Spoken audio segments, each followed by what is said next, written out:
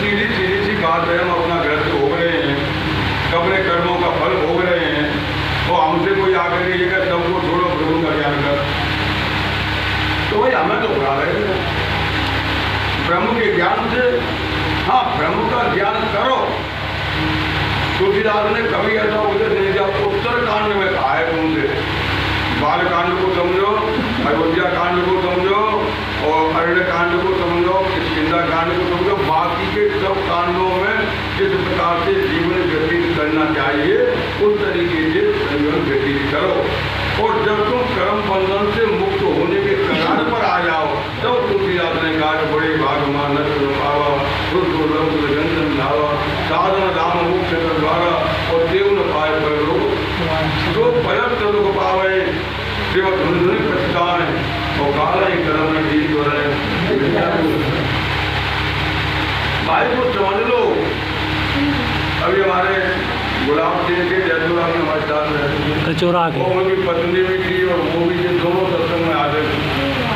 और वे एक भजन कहते थे, तेरा बदलो नहीं स्वभाव, कहा हो सत्संग जाएंगे। स्वभाव बदल जाएगा, उस दिन परमात्मा तुमको ढूंढेगा, तुमको परमात्मा ढूंढने की आवश्यकता पड़ेगी नहीं। भगवान कैसे मिलेंगे? भगवान कैसे भी नहीं मिलेंगे। अभी गौतम जी कहेंगे सरल होना सबसे बड़ा कठिन है। सरल स्वभाव मन फुसलाई, यथा लाभ संतुष्ट। इस मार्ग पर तुम खड़े उतरे आओगे तो भगवान खुद आकर के तुमको ढूंढ लेंगे और तुमसे कहेंगे कि अब तू लायक हो गया, अब मेरे पास आ जा। जिंदगी भर हमने वो किया जो हमें नहीं करना चाहिए था। एक बात हम आपसे कहें, हम ग्रस्त भोग रहे हैं, हमारे समस्या है, हमारे माता हैं, पिता हैं, पत्नी हैं, बेटियां ब्याह के लिए हैं, कर्जदार हैं, सब कुछ हम कर रहे हैं और इस समस्या का समाधान तो हो नहीं रहा है। और हमारे कानों में उपदेश दिए जा रहे हैं कि परमात्मा को प्राप्त कर। बंधुओं, गुरु तत्व तुमको ये बताता है कि तेरी स्थिति क्या है, तू कहाँ पर है।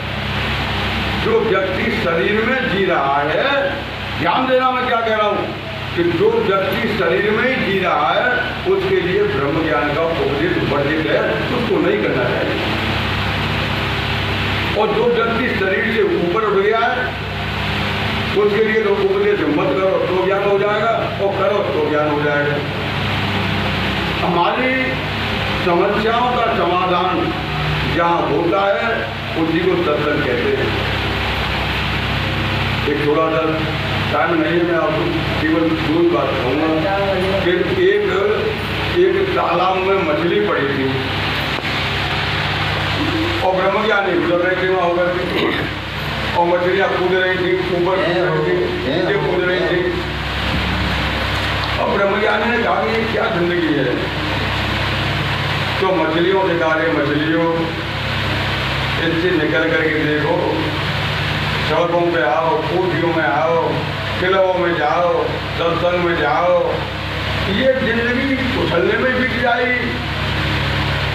बंधु, मछलियों ने जो कहा मुझे ध्यान से सुनना।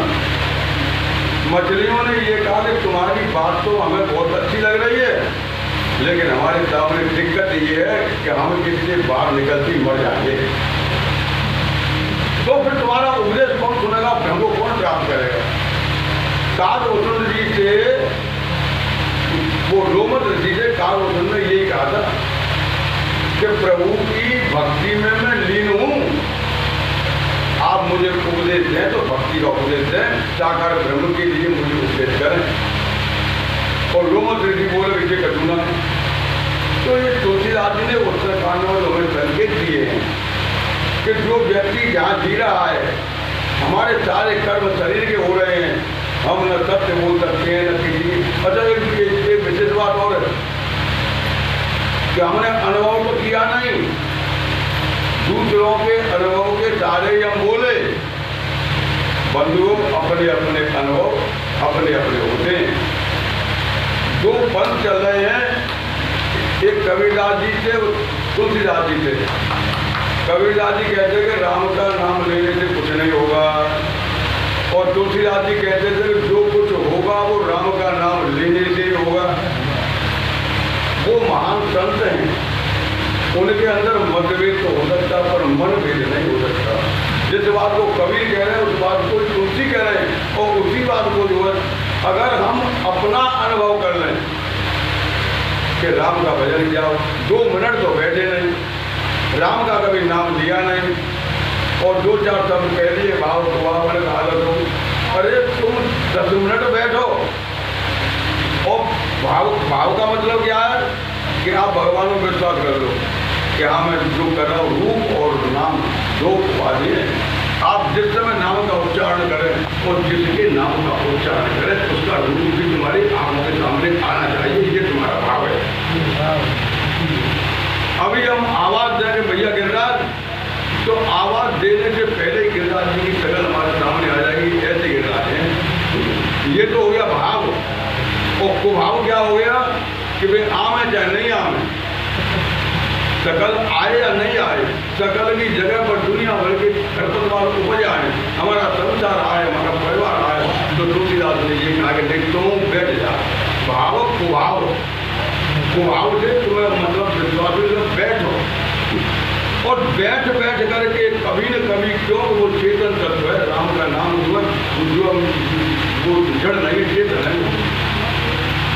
अनक अनक अरे गुरु ने बता दिए प्रेम आवाज वो भैया बैठ लो तो बैठ लो, ये आलस में वहीं आ रही है, नहीं आ रही है। तुलसीदास का संगीत ये है कि भाव कुभाव अनक आलस हो, नाम जपत मंगल दस। अरे जप करके तो देखो, तुमने जपा तो कुछ नहीं, कभी कबीर की बात कही, कभी उसकी बात कही।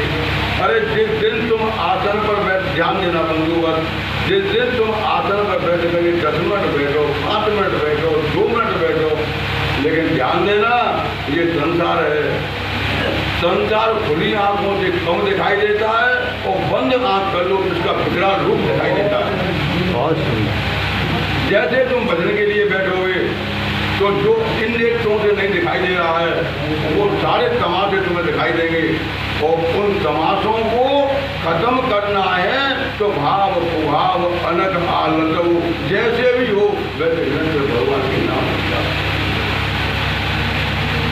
बस एक ही बात है कि तुम जिस बात हो जाओगे, गुरु भगवान ही तो होता है, संत भी भगवान होता है, गुरु भी भगवान होता है।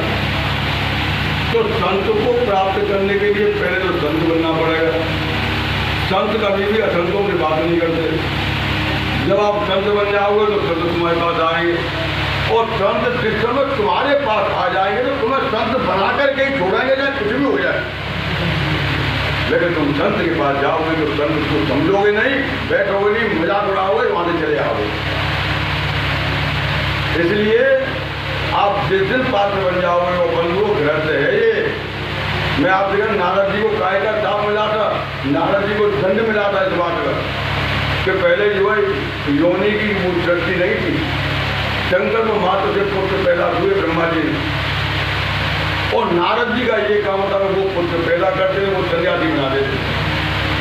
बड़े भारी चक्कर में पड़ गए। मैं सृष्टि की रचना करना चाहता हूँ, मैं संसार का उद्धार करना चाहता हूँ, और ये जो रोजी ब्रह्मचारियों को बना रहा है। तो भगवान चाहता है कि संसार की उत्पत्ति हो, संसार का पालन हो, माता पिता की सेवा हो, और आदमी जिस स्थान पर है, ध्यान देना, जिस स्थान पर है उस स्थान से अपने कर्तव्यों का पालन ईमानदारी से करे।